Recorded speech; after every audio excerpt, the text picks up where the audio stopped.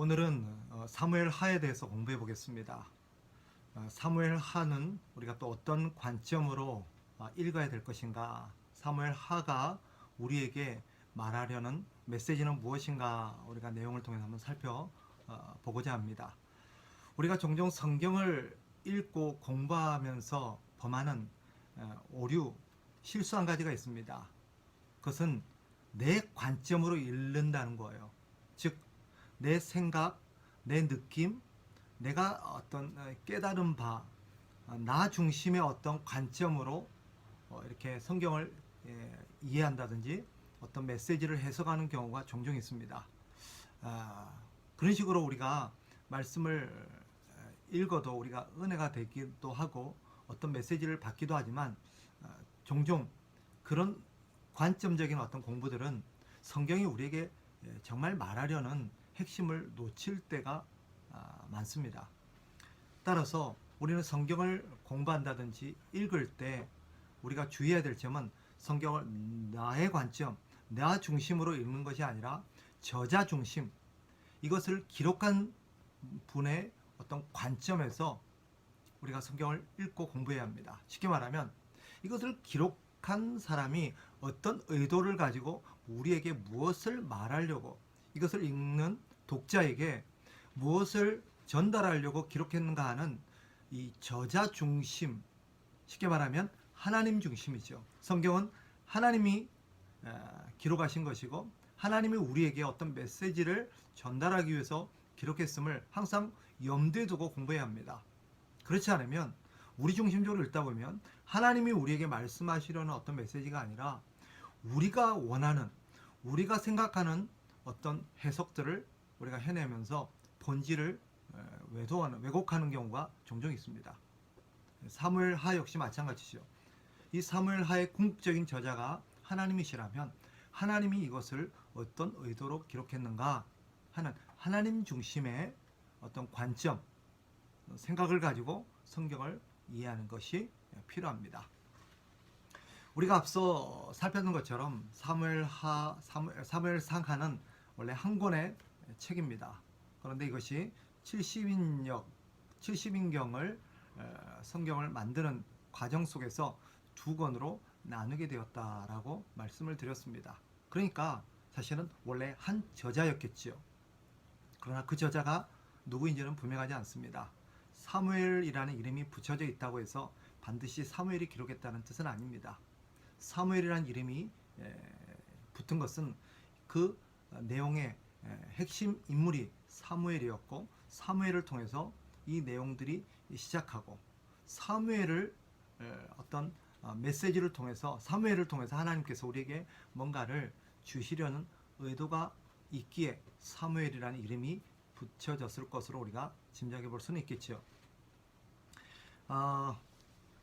사무엘 하는 다윗 왕조에 대한 기록입니다. 오롯이 다윗이 왕으로 세워지기부터 다윗이 죽기까지 다윗에 대한, 다윗의 일대기요 다윗 왕조에 대한 기록이라고 볼 수 있습니다. 이스라엘 왕정의 특징 한 가지가 있습니다. 다른 나라의 왕정하고, 다른 나라도 왕이 다스렸지만 이스라엘도 왕이 다스리는 나라지만 다른 나라, 이스라엘 외 다른 나라의 왕정과는 아주 다른 독특한 특징 한 가지가 있습니다. 그것은 뭐냐? 이스라엘의 왕은 대리 통치자라는 것입니다. 대리왕입니다. 즉, 이 궁적인 왕, 진짜 왕이 따로 있다는 거죠. 그분이 누구십니까? 하나님이십니다. 하나님이 진정한 왕이시고 사람은 그 하나님의 대리 통치자로서 하나님 앞에 권한을 부분적으로 위임을 받아서 하나님의 명령을 따라서 다스리는 왕, 그런 나라, 그런 왕정이 이스라엘입니다. 이런 독특성을 우리는 가지고 성경을 봐야 합니다. 왕의 역할은 무엇일까요? 그러면 하나님 백성, 이스라엘의 왕의 역할은 좀 독특합니다. 그것은 뭐냐?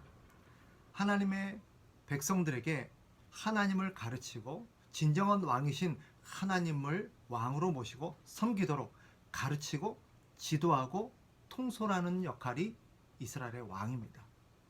즉, 다른 나라 왕은 어때요? 자기가 원하는 대로 자기 뜻을 펼치고 자기가 원하는 나라를 세웁니다. 그러나 하나님 나라의 왕은 대리 통치자로서 하나님이 원하는 나라를 세워야 되고, 하나님이 진정한 왕이시라는 것을 백성에게 가르침으로써 백성들이 대리 통치자가 아니라 참된 왕이신 하나님의 뜻을 따라 하나님을 섬기는 나라로 갖고 나가는 것이 이스라엘의 왕의 역할입니다. 그 일로, 그런 역할로 세워진 것이 이스라엘의 역대 왕들이죠.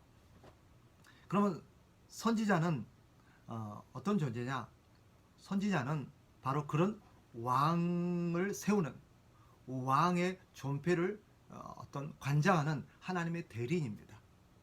하나님께서 이 선지자라는 독특한 어떤 직분을 이스라엘에 세워서 왕을 세우게 한 것은 바로 그 왕이 하나님의 대리 통치자라는 것을 선지자를 통해서 가르치고 보여주기 위함입니다.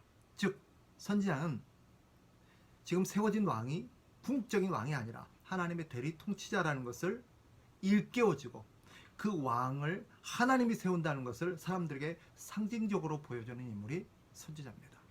사무엘은 바로 하나님을 대표하고 대리하는 그런 역할을 감당했던 선지자입니다. 그럼 왜 최초의 왕을 다윗이 아니라 사울로 세웠을까요? 그것은 이 사울은 하나님께서 기뻐하시지 않는 인물이 누구인가를 백성들에게 보여주는 반면교사라고 말씀드린 바 있습니다. 즉, 이스라엘 왕은 이런 인물이 되어서는 안 된다, 앞으로 이런 인물이 이스라엘 왕으로 세워져서는 안 된다라는 것을 보여주기 위한 것이 바로 사울의 역할입니다. 그러니까 선지자는 바로 이런 사울을 또 폐위시키고 다윗을 세움으로써 하나님 나라의 왕이 누가 되어야 되는지, 하나님 나라의 대리 통치자는 어떤 인물이 되어야 되는지를 우리에게 보여주고 있습니다. 그러면 그렇게 세워진 다윗 왕은 어떤 인물이죠? 다윗은 바로 하나님께서 원하시는 왕의 모델입니다. 그는 하나님의 말씀을 따라서 하나님의 뜻에 순종하며 하나님이 원하시는 나라를 세워가고 이 백성들이 하나님을 바르게 섬기도록 지도한 인물로서 우리에게 모델로 제시된 인물이 다윗입니다.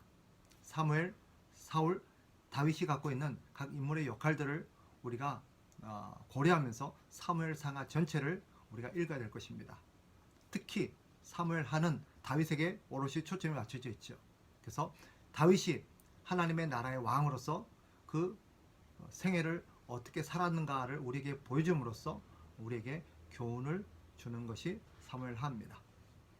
근데 사무엘하의 특징 한 가지가 있어요. 그것은 뭐냐면 이 다윗의 공적뿐만 아니라 과오까지 기록하고 있다는 점입니다.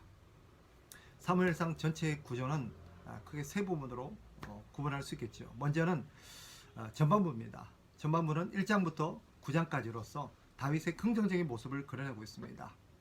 다윗이 처음에는 1장부터 4장까지 보면 유다의 왕으로 세워지죠. 그러다가 나중에 이스라엘 전체의 왕으로 세워집니다. 그리고 이스라엘 전체를 하나님의 뜻대로 잘 다스리는 모습을 그려내고 있습니다.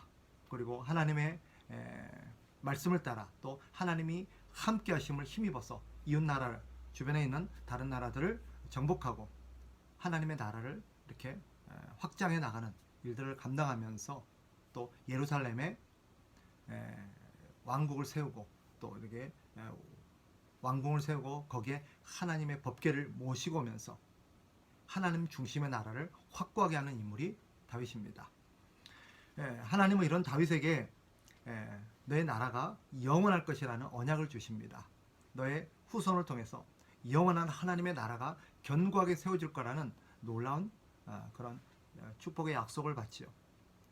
이런 전반부에는 하나님의 대리 통치자로서의 다윗의 그런 아주 긍정적인 부분들, 공적들이 잘 그려지고 있습니다. 그러나 두 번째 부분 10장부터 20장까지는 이 중반부에는 다윗의 5점 과오에 대해서 기록하고 있습니다. 우리가 아는 것처럼 거기는 다윗의 과오뿐만 아니라 다윗의 과오로 어떤 결과가 주어졌는지까지 우리에게 여실히 보여줌으로써 교훈을 주지요. 다윗은 자신의 충신이었던 우리아를 밧세바로 인해서 죽여버릴 뿐만 아니라 밧세바를 이렇게 자기 아내로 차지함으로써 하나님 앞에 큰 죄를 범합니다. 살인과 간음죄를 범하게 되죠. 그 결과는 혹독했습니다. 그 결과가 무엇입니까? 다윗의 집안뿐만 아니라 나라 전체에 여러 가지 사건과 어떤 참사가 일어나게 됩니다. 집안적으로는 어떤 일이 벌어집니까? 자식들이 백주대낮에 자기 집안에서 이렇게 간통이 저질러지고 강간이 저질러지고 살인이 저질러집니다.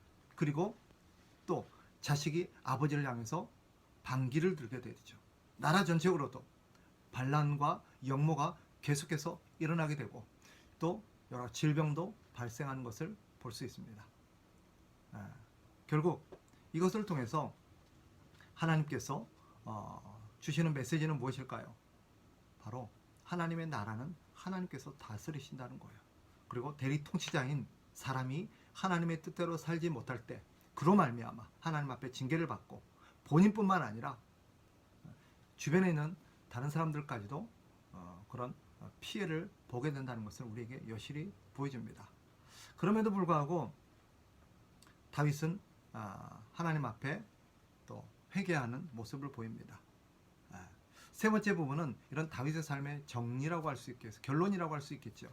21장부터 24장까지는 마지막 다윗의 모습, 다윗의 어떤 삶의 모습을 그려냅니다. 즉 하나님 앞에 회개함으로써 그가 다시금 하나님과의 관계가 회복되어지고 또 그리고 나서 하나님을 찬양하는 그런 모습으로 이 사무엘하가 끝이 납니다. 우리 사무엘하를 보면서 이 다윗의 생애, 다윗의 나라, 다윗의 통치 영역을 보면서 우리가 깨닫게 되는 것이 있습니다. 그것은 뭐냐? 바로 하나님의 이 대리 통치자로서 다윗의 양면성입니다. 그는 하나님 앞에 잘한 점도 있고 긍정적인 점도 있지만 과오도 있고 잘못한 부분도 있다는 거예요. 중요한 것은 무엇입니까? 그가 하나님 앞에 그런 지적을 받고 책망을 받았을 때 그가 회개했다라는 것입니다. 하나님은 선지자 나단을 통해서 다윗을 책망하지요. 그때 다윗은 하나님 앞에 진실로 회개합니다. 사실 따지고 보면 사울도 잘못했고 다윗도 잘못했습니다. 누가 잘못이 더 크냐? 죄의 경중을 따지기는 사실 쉽지가 않습니다. 어떤 면에서는 어떤 이들은 다윗의 죄가 더 훨씬 이렇게 악하고 훨씬 더 무겁다라고 말하는 분도 있습니다. 그러나 관점은 누구의 죄가 더 큰가가 아니에요. 왜냐하면 하나님 보시기에 다윗이나 사울이나 똑같이 죄인입니다. 다 하나님 앞에 심판받아 마땅한 차입니다. 그러나 하나님은 다윗을 사랑하시고 사울은 폐위하셨어요. 그 차이가 뭘까요? 그것은 죄의 경중이 아니라 그 죄에 대해서 하나님 앞에 책망을 받았을 때의 반응입니다. 즉 태도예요. 다윗은 어떻게 했습니까? 하나님 앞에 진심으로 자신의 죄를 뉘우치고 회개함으로써 하나님 앞에 용서를 빌었고 그런 하나님을 정말 귀하게 여겼습니다. 그러나 사울은 어떻습니까? 끝까지 자신의 죄를 회개하지 않았습니다. 후회하는 것과 회개는 다릅니다. 아마 성경에서는 사울이 자신의 어떤 선택에 대해서 후회했을지는 모르겠지만 그가 회개했다라고 말하지는 않습니다. 이런 사무엘서가 우리에게, 사무엘하가 특별히 우리에게 말하려는 메시지는 무엇인가? 결론적으로 말하면 하나님 나라의 그런 백성, 하나님 나라의 그런 대리 통치자로서 사람으로서는 완전한 사람은 없다는 것입니다. 완벽하게 하나님의 뜻에 합한 사람은 없다 하는 것을 보여주죠. 즉 오직 다윗도 예외가 아닙니다. 그러니 이 메시지를 통해서 우리가 깨닫게 되는 것은 뭐냐? 다윗이 그럼에도 불구하고 하나님 나라를 계속해서 왕으로서 또 하나님의 나라의 언약을 계속해서 이어받을 수 있었던 원인, 이유는 뭐냐 하는 것에 우리가 좀 주목해 볼 필요가 있는데 이유는 한 가지입니다. 하나님의 은혜 때문입니다. 하나님의 은혜로 말미암아 다윗이 그 보위를 유지할 수 있었고 하나님 나라의 백성으로서 왕으로서의 역할들을 계속해서 감당할 수 있었습니다. 다윗이 잘나서가 아니죠. 통치를 잘해서도 아닙니다. 댐데미가 뛰어난 것 같든지 어떤 과오가 없었기 때문도 아닙니다. 어떤 면에서 사울 못지않은 죄를 범했음에도 불구하고 그가 하나님 앞에 용서를 받고 계속해서 그 보위를 유지해 나가면서 하나님의 뜻을 감당할 수 있었던 이유는 한 가지입니다. 하나님의 은혜. 그런데 그 은혜의 기초는 무엇입니까? 다윗의 노력도 아니요, 사실 회개도 아닙니다. 하나님의 은혜입니다. 그 은혜는 다윗의 자손으로 오실 예수 그리스도의 십자가의 희생에 기초합니다. 따라서 이 다윗의 생애를 통해서 하나님 나라의 그런 지도자는 완벽한 사람이 돼야 된다는 걸 말하려는 게 아니라 실수할 수도 있고 넘어질 수도 있습니다. 잘못할 수도 있습니다. 그러나 하나님이 원하시는 하나님 나라의 그런 모델은 무엇입니까? 바로 하나님 앞에 진심으로 회개하면서 하나님 앞에 충성하고 하나님을 귀하게 여기면서 하나님의 말씀대로 살려는 사람입니다. 사무엘하는 그것을 우리에게 그려내고 있습니다. 또 한편으로 사무엘하가 우리에게 말하려는 것은 뭐냐? 이 땅에 완전한 사람은 없다 그랬죠. 그렇다면 하나님 나라의 완전한 모델은 바로 예수 그리스도밖에 없다는 것. 하나님이 우리가 궁극적으로 바라봐야 될 대리 통치자로서의 모델, 바로 예수 그리스도죠. 다윗도 완전한 모델은 아닙니다. 오직 이 땅에서 하나님 나라의 어떤 통치자로서 우리가 보여줘야 될 완전한 모습을 갖고 계신 분은 예수 그리스도밖에 없음을 우리에게 보여줍니다. 따라서 우리는 예수 그리스도의 은혜로 말미암아 우리가 하나님 나라의 백성으로서 살고 있고, 또 하나님께 용서를 받았을 뿐만 아니라 우리의 온전한 모델이신 예수 그리스도를 본받아 하나님의 은혜를 아는 자로서 하나님 앞에 순종하면서 하나님의 뜻을 가장 귀하게 여기며 살아가는 하나님의 백성으로 살아야 된다 하는 것이 사무엘 상하가 보여주는 메시지입니다. 특별히 사무엘을 하는 온전하지 못한 우리의 모습을 조명함으로써 하나님 앞에 우리는 항상 겸손하고도 은혜를 아는 자로 예수 그리스도를 본받는 자로 살아가야 된다는 것을 보여주고 있습니다. 이것을 깨닫고 하나님 나라의 대리 통치자로서 주어진 그런 영역에서 항상 겸손하게 하나님의 은혜를 아는 자로 섬기는 저와 여러분이 되시기를 주의 이름으로 축복합니다. 감사합니다.